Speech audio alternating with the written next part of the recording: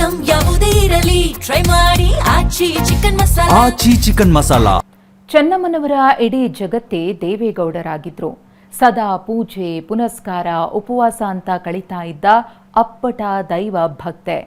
ಪತಿ ದೊಡ್ಡಗೌಡ್ರು ಮನೆಗೆ ಬರುವವರೆಗೂ ಊಟವನ್ನೇ ಮಾಡದೆ ಕಾಯ್ತಾ ಇದ್ರು. ಹೀಗಿದ್ದ ಚೆನ್ನಮ್ಮ ಕೊನೆ ಘಳಿಗೆಯಲ್ಲಿ ಕಣ್ಣು ಮುಚ್ಚುವಾಗ್ಲೂ ಪತಿ ಇಡುವ ಸಿಂಧೂರಕ್ಕಾಗಿ ಜೀವವನ್ನ ಕೈಯಲ್ಲಿ ಹಿಡಿದಿದ್ರು. ದೇವೇಗೌಡರು ಹಣೆಗೆ ಕುಂಕುಮ ಇಟ್ಟು ಹೂ ಮುಡಿಸಿದ ಬಳಿಕವೇ ಇಹಲೋಕ ತ್ಯಜಿಸಿದ್ದಾರೆ.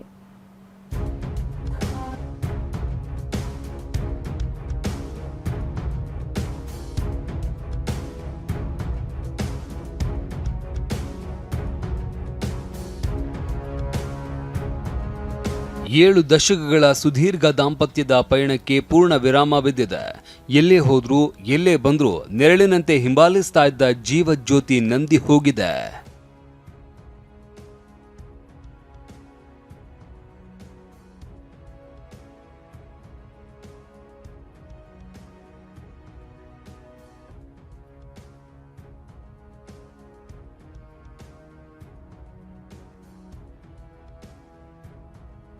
ರಾಜಕೀಯದ ಏರಿಳಿತದಲ್ಲಿ ಧೃತಿಗೆಡದ ಮಣ್ಣಿನ ಮಗ ಸಂಗಾತಿಯ ಅಗಲಿಕೆ ನೋವಲ್ಲಿ ಬಿಕ್ಕಿ ಬಿಕ್ಕಿ ಮಗುವಿನಂತೆ ಅಳ್ತಾ ಇದ್ರೆ ನೋಡುಗರ ಕಣ್ಣಾಲೆಗಳು ಒದ್ದೆಯಾಗ್ತಾ ಇದೆ.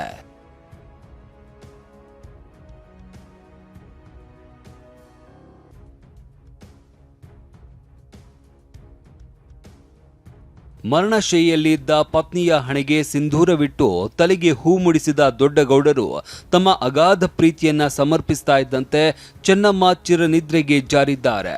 ಕೊನೆಯ ಬಾರಿ ಅರ್ಧಾಂಗಿಯ ಮುಖವನ್ನೇ ದಿಟ್ಟಿಸುತ್ತಾ ಕಣ್ಣೀರಿಟ್ಟ ದೇವೇಗೌಡರ ನೋವಿನ ಕ್ಷಣಗಳು ಮನ ಮಿಡಿಯುವಂತಿದೆ.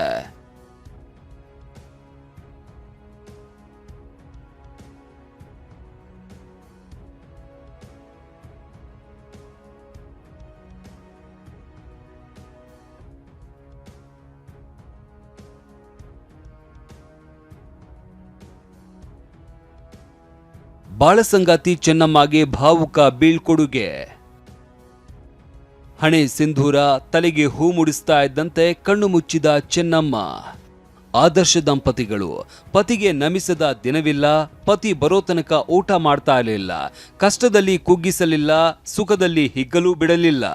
ಒಂದಲ್ಲ ಎರಡಲ್ಲ 72 ವರ್ಷಗಳ ಕಾಲ ದೇವೇಗೌಡರ ಶಕ್ತಿಯಾಗಿ ಜೊತೆಗಿದ್ದವರು ಈ ಚೆನ್ನಮ್ಮ. ದೇವೇಗೌಡ ಮತ್ತು ಚೆನ್ನಮ್ಮರದ್ದು ಸಾರ್ಥಕ ದಾಂಪತ್ಯ. ಯಾವ ದೇಗುಲಕ್ಕೆ ತೆರಳಿದ್ರು ಜೊತೆಯಾಗಿ ಹೋಗ್ತಾ ಇದ್ರು. ಪತಿ ದೈವ ದೇವೇಗೌಡರಿಗೆ ಪ್ರತಿ ದಿನವೂ ನಮಿಸ್ತಾ ಇದ್ರು. ಪತಿಯನ್ನ ಬಿಟ್ಟು ಚೆನ್ನಮ್ಮ ಒಂದು ದಿನವೂ ಊಟ ಮಾಡ್ತಾ ಇರಲಿಲ್ವಂತೆ. ಹೀಗೆ ದೇವೇಗೌಡರ ಪ್ರತಿ ಕಷ್ಟ ಸುಖದಲ್ಲೂ ಹೆಜ್ಜೆ ಮೇಲೆ ಹೆಜ್ಜೆ ಹಾಕ್ತಾ ಇದ್ದ ಚೆನ್ನಮ್ಮ ಕಳೆದ 1 ವರ್ಷದಿಂದ ತೀವ್ರ ಅನಾರೋಗ್ಯದಿಂದ ಬಳಲ್ತಾ ಇದ್ರು.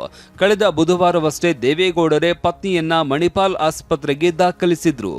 ಕಳೆದ ಕೆಲವು ದಿನಗಳಿಂದ ತಮ್ಮ 94ನೇ ವಯಸ್ಸಿನಲ್ಲೂ ಆಸ್ಪತ್ರೆ ಮನೆ ಅಂತ ತಿರುಗಾಟ ನಡೆಸ್ತಾ ಇದ್ದ ದೊಡ್ಡಗೌಡರು ತನ್ನ ಅರ್ಧಾಂಗಿ ಸಾವನ್ನ ಗೆದ್ದು ಬಂದೇ ಬರ್ತಾಳೆ ಅನ್ನೋ ವಿಶ್ವಾಸದಲ್ಲಿದ್ರು. ಆದ್ರೆ ಕಳೆದ 2 ಬಾರಿ ಸಾವು ಗೆದ್ದು ಬಂದಿದ್ದ ಚೆನ್ನಮ್ಮ ತಮ್ಮ 88ನೇ ವಯಸ್ಸಿನಲ್ಲೇ ಬದುಕಿನ ಪಯಣ ಮುಗಿಸಿದ್ದಾರೆ.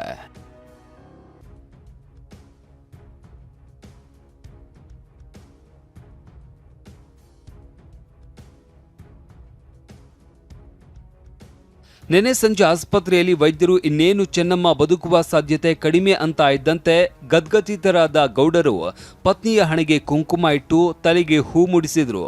ಕೆಲ ಹೊತ್ತು ಪತ್ನಿಯ ಮುಖವನ್ನೇ ದಿಟ್ಟಿಸಿ ದೇವೇಗೌಡರು ಕಣ್ಣೀರಿಟ್ಟಿದ್ರು. ಅದಾದ ಕೆಲವೇ ಕ್ಷಣದಲ್ಲಿ ಚೆನ್ನಮ್ಮ ಶಿವೈಕ್ಯರಾದ್ರು. ಸುದೀರ್ಘ 72 ವರ್ಷಗಳ ಕಾಲ ಸಂಗಾತಿಯಾಗಿ ತನ್ನೊಂದಿಗೆ ಜೀವನ ನಡೆಸಿದ್ದ ಚೆನ್ನಮ್ಮರನ್ನ ಮಾಜಿ ಪ್ರಧಾನಿ ದೇವೇಗೌಡ ಅತ್ಯಂತ ಭಾವುಕರಾಗಿ ಬೀಳ್ಕೊಟ್ಟಿದ್ದಾರೆ. ಸರಳ ಜೀವನ ಶೈಲಿಯ ಸಾಕಾರ ಮೂರ್ತಿ ಚೆನ್ನಮ್ಮ ಪ್ರತಿದಿನ ದೇವರ ಮನೆಯಲ್ಲೇ 7-8 ಗಂಟೆ ಕೂತು ಪೂಜೆ ಪುನಸ್ಕಾರ ಮಾಡ್ತಾ ಇದ್ದ ಚೆನ್ನಮ್ಮ ಇವತ್ತು ಅದೇ ಮನೆಯಲ್ಲಿ ಮೌನವಾಗಿ ಮಲಗಿದ್ದಾರೆ.